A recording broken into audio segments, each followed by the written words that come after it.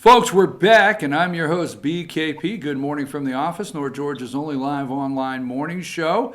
And we are happy to have with us, joining us now on the phone is the Georgia GOP Chairman, David Shafer. Chairman, how are you this morning? I'm doing great, and it's tremendous to be with you this morning, Brian.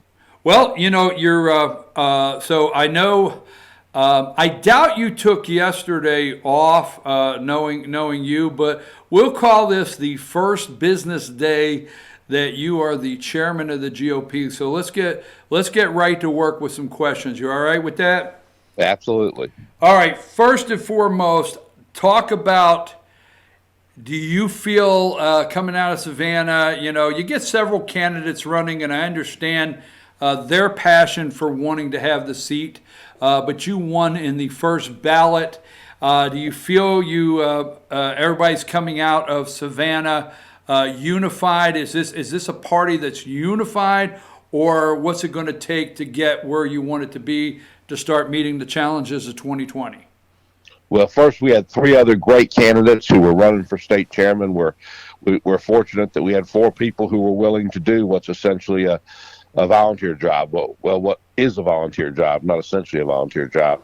But I think we came. We won on the first ballot. We won by a super majority, and I think that we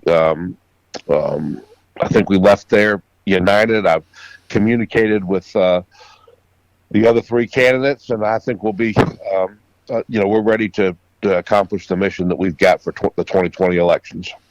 I think it was 59% on the first ballot, and it's not uncommon for conventions sometime to go a second ballot, but I think that's a mandate, and hopefully, the party is united, and you're going to need that united party going into 2020. Let me ask you another thing. I mean, you just today's day one on the job, but you obviously have looked at things. How is the Republican Party? What's the shape of the party right now? In the past, I don't want to go backwards, but financially, there's lawsuits, whatever. Where is the party right now, and will it be ready to take on the challenges from financial, raising money, and going forward for 2020? Well, we face some challenges. If you look at the last election cycle, the statewide margins narrowed to an uncomfortable level, and we lost seats in the suburbs of Atlanta in both Congress and the Georgia General Assembly. So we face some challenges. We face some financial challenges, although those have improved substantially in the last 2 years. We've got a little bit of work to do, but we also face during the period that we have been a supermajority in Georgia, I think we've been complacent, and we've neglected the Republican Party at the grassroots. We've allowed the local party organizations to weaken from neglect. And one of the things that I want to do as the party chairman is try to build those back up. But we've got plenty of time to get ready. We're hitting the ground running this morning. I've got a great executive committee. We came out of the state convention united, every one of them winning first ballot victories. We're going to pull everybody together, and we're going to do everything we can, Brian, to carry Georgia for Donald Trump and reelect David Perdue and regain our momentum in the state legislative races. All right, you touched on a couple things I want to go with there. Now, this is not your first GOP. This is not the first time you've been the chairman of the Georgia GOP, correct? Well, I've never been the chairman before, but at the start of my political career, I was the executive director of the state. Oh, okay, right. Executive director. So what I'm saying is I did say chairman, but this is not the first time that you've been in the Republican Party, actually on staff there as executive director. You did a lot of work in the party, but you were right there at the time when, and you put a lot into it, when Georgia went red. When Georgia was had blue majorities in under the Gold Dome, blue majorities in the congressional districts, Senate. You were right there the day, am I correct, that Georgia basically turned red and a majority went into place in Atlanta for the Republicans. Am I correct?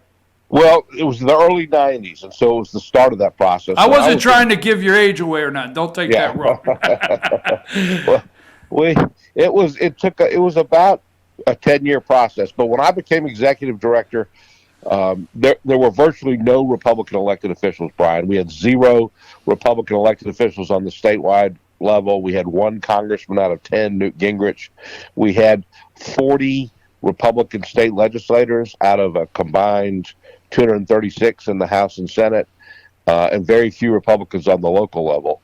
And during the 2 election cycles that I worked there, we went from 0 statewide elected officials to a near majority being Republican. We went from 1 congressman to 8. We more than doubled our legislative seats, and we began the 10-year march that led to us in 2002 capturing the governor's mansion, and then in 2004 taking a majority of the General Assembly.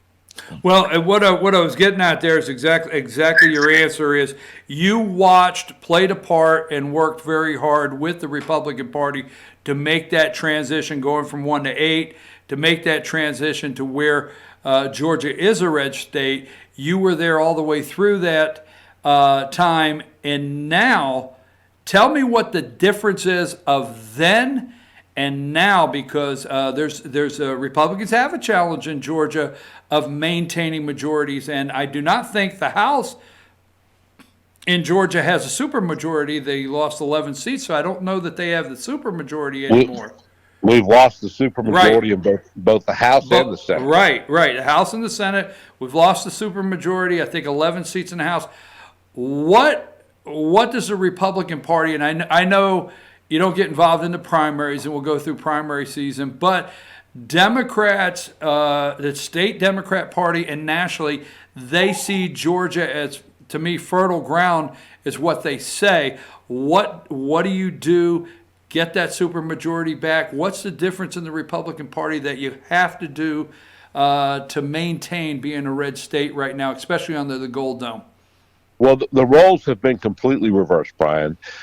This is exactly, we're facing a situation exactly like the one that I faced, except the Republicans are in the majority and the Democrats are in the minority. And the Democrats are doing many of the things that we did on our way to a majority. For example, in the in the 80s, we lost almost all of the elections on the last day of qualifying when no Republican ran.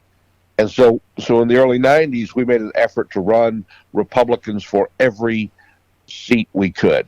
Even if we didn't think we could win the seat, we wanted to have a Republican candidate who would not embarrass us, a credible Republican candidate.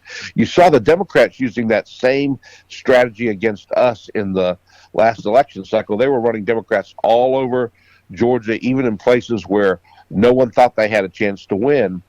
And it helped them in 2 ways. It created some energy on the local level that helped Stacey Abrams, and of course it put people in place. Newt Gingrich had a saying that a rising tide lifts all ships. It had people in place that if the Democrats overperformed, they would win. They can potentially win seats that no one expected them to win. We've been on the defensive, they've been on the offensive, and we've got to go back on offense, Brian. Well, the way you frame that, in the 90s, when the state was basically entirely a blue state, the putting a Republican candidate everywhere, I couldn't agree more, because the Democrats made sure in 2016, and you know where I'm coming from, in North Georgia, I'm sitting in a county that votes 82, 86% Republican. The 4 counties that touch surrounding our county right here, 78, 85%. But you know what? This is the last place you would have thought this, Chairman, but Board of Education, commissioners, congressional seats, House of state reps, they put a candidate. Democrats put a candidate on the ballot. They may have only got 20% in these areas, but there were candidates on the ballot. So, I mean, you're exactly right there in recognizing that. Let me move from that for a minute. Let me change gears to recently Georgia joined many states in a new anti-abortion law in the fetal heartbeat bill, which Governor Kemp signed a couple weeks ago after 6 weeks. What say you? How does that help or hinder Republicans around the state having to campaign this fall? The Democratic Party has become radicalized, Brian, and their position on the issue of abortion has shifted dramatically over the years. I mean, Bill Clinton, campaigned in the 90s on making abortion safe, legal, and rare. The Democrats of today are for unlimited abortion on demand, even in the final days of pregnancy, even in some cases after the baby has been born. They're completely out of step with the majority of Americans who believe that, who understand that that life begins before birth, and that the least of these include the babies in the womb, and that the government has a role in protecting them.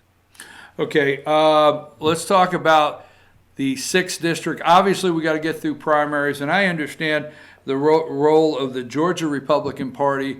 Your focus is getting Republicans elected in the general election. So these primaries you won't be getting involved in, but the 6th district and the 7th. How do you plan as Republicans to get focused in on the 6th and 7th district? The 6th district being a Republican district that went to Lucy McBath, that's currently holding it, and the 7th district, if memory serves me right, Rod Woodall is retiring, and that's one you have to defend. Can you talk about those two districts and what you see as far as how the Republican Party can defend the 7th and take back the 6th? So in the 2018 election, the Democrats had a presidential level turnout in the suburbs of Atlanta. Stacey Abrams got more votes in the suburbs of Atlanta than Hillary Clinton had gotten 2 years earlier. And that really is unprecedented, because you normally see a fall off in the non-presidential year. Republicans did well. Karen Handel and Rob Woodall both did well, but neither of them received, presidential level support. And so you had Karen Handel narrowly losing and Rob Woodall narrowly winning. We've got. I think part of that can be blamed on the turnout machinery of the Republican Party, which I believe has become rusty from complacency and non-use. I think if we had a more robust turnout program in the suburbs of Atlanta, Karen Handel would still be a congresswoman, and Rob Woodall would have won by a bigger margin. That's one of the things that one of our top priorities is going to be strengthening the local party organizations in the suburbs, and making sure that we've got a full slate of credible, strong candidates running for offices up and down the ballot to create the kind of energy we need to turn out our voters and win. I know you have said that a couple times. Can you drill down a little bit on the Republican Party and complacency? I understand where you're going with that. Can you drill down on a couple things that just actually have to be done? The Republicans have to do a better job at. What do Republicans have to do a better job at blank for the voters to come back, trust them to vote for the party, and know that this is the party that can keep Georgia economically strong and in the right direction? Well, you really have asked a multi-part question there. I mean, I think that the I've been Republic, criticized about that. You didn't criticize, but I don't say criticize. I've been told that before. I'm going to work on that, Chairman. Okay. the look, I think we've done a good job in the time that we've been in the majority. I think we could do a better job of communicating our accomplishments and how the people of Georgia have benefited from those accomplishments. But my real focus is going to be on building up the infrastructure of the Republican Party. We have over 20 counties in this state, Brian, that don't have local Republican parties. And most of those counties were carried by Donald Trump and Brian Kemp. So there are Republicans there. We just haven't taken the opportunity to plant county party organizations there and grow them. And I think that when we do that, you're going to see, higher levels of turnout that will help us statewide. I'll give you now, DeKalb County has a Republican Party in place, but let me use DeKalb County as an example of what I'm saying. And you were alluding to this earlier when you were talking about what the Democrats did in North Georgia running candidates. DeKalb County is one of the largest counties in the state, and it is overwhelmingly Democrat, but there are hundreds of thousands of Republicans who live there. And we need them to turn out and vote for Donald Trump and David Perdue, and we've got to have, even though it's a overwhelmingly Democratic area, we have got to have a strong party organization there to keep our those who agree with us, to keep them energized and organized for the benefit of Republicans statewide. Last two questions. I'll put it together because I doubt right now, but I don't know this 100% that Senator David Perdue and the President of the United States will have primary challengers. But that being said, first as Senate, how do you feel? Stacey Abrams has decided not to run. Who do you think may be challenging David Perdue, and how do you feel he is setting in the state right now as far as his reelection campaign? And then also the President of the United States, you see in numbers of how do you feel about the possibility of Trump being reelected, especially winning Georgia? Well, listen, I think David Perdue has done a tremendous job representing Georgia in the United States Senate. I think he begins this campaign from a very strong position. I think we've got to have a Republican Party organization that is organized and ready to assist him. The Democrats will nominate someone. I candidly believe that Stacey Abrams was afraid to run a second time. She's enjoying the celebrity that she's obtained from losing once, and I don't think she can. She's convinced she can maintain that level of celebrity losing twice. I understand the mayor of Columbus is one of the Democrats who's considering running for the United States Senate. She has a mixed record there, and I'm sure that'll be fully explored if she's ultimately a candidate. But recruiting the Democrats is really up to the Democratic Party chairman. I think we've got a great candidate in place, and I think I'm going to be doing everything in my power to see that he's reelected. I think the president starts in a strong position too. I think with him on the ticket, it will improve the level of turnout for us. It will. He brought out people in 2016 who had never voted in their lives and hadn't voted in years, and I think that I think he'll be a very strong benefit to the Republican ticket from top to bottom. Last question, we'll let you go because the Democrats are going to pour the money. You know how it works, and they think, they used to call Pennsylvania fool's gold for Republicans. I'm hopeful that Georgia is fool's gold for Democrats, but they're going to pour the money in this state, and you know it, and you know what we're up against financially. And sometimes people don't like to talk about fundraising, but the reality is you gotta have money to run elections. Are you guys starting to think about the fundraisers, what you're going to do there, and how do you plan to start that? The Democrats poured tens of millions of dollars into Georgia in the last election cycle, and they frankly outspent us, and we still won.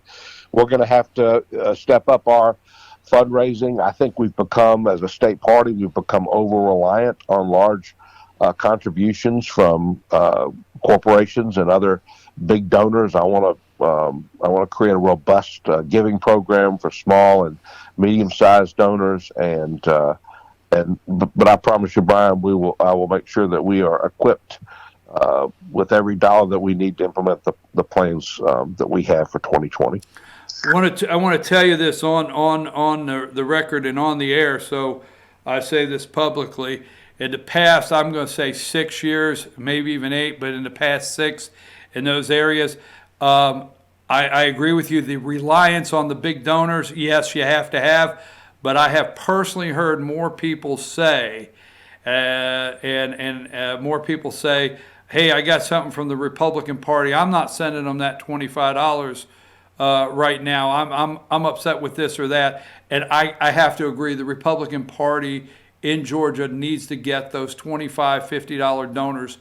I wouldn't say back that they've totally left. So I hope you don't misunderstand where I'm going with that.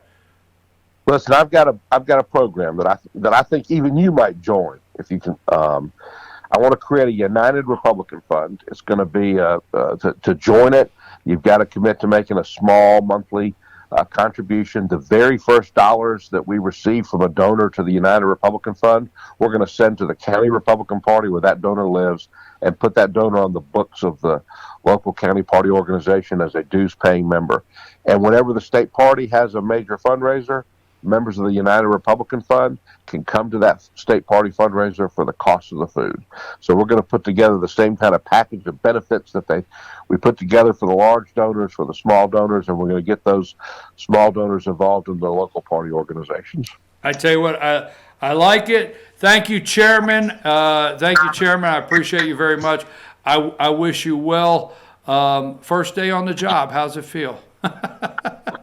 Listen, I started with you. I'm headed to the headquarters next. Thanks so much, my friend. Thank you there. David Shafer, Georgia GOP Chairman. He started the day with us, you, the viewers up here in North Georgia, and now he's headed to the office. So we're going to take a brief break, and when we return, I think we have some other things to talk about.